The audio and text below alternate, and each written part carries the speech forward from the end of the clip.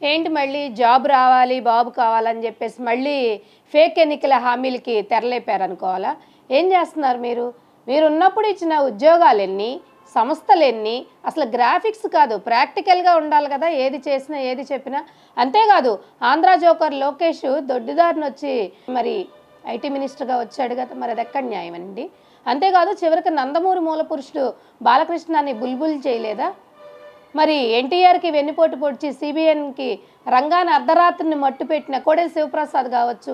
అంతేకాదు చదువుల పేరు చెప్పి మధ్యతరగతి వాళ్ళ రక్తాన్ని పీలుస్తున్నటువంటి నారాయణ్‌ని, అలాగే బ్యాంక్స్‌లకి టోపీ పెట్టి పందుల్ని పెంచుతున్న మరి సుజనా చౌదరిని కావచ్చు. ఆడవాళ్ళని రోడ్ల మీదకి లాగి కొట్టి రౌడీయిజం చేసిన చింతమనేనిని వీళ్ళందరినీ మరి మేపుతుంది చంద్రబాబు నాయుడు కదా!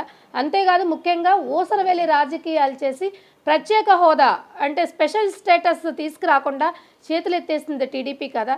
ఇవన్నీ మీ చేతగానితనానికి ప్రత్యక్ష నిదర్శనం కాదా? ఫస్ట్ మీరు చెప్పండి. ఈ క్వెషన్స్ అన్నిటికీ మీరు ఆన్సర్ చేయాలి. మరెందుకండి బాబు కావాలి, బాబు రావాలని చెప్పేసి పిచ్చి కేకలు పెడుతున్నారు ఎందుకు? చెప్పండి.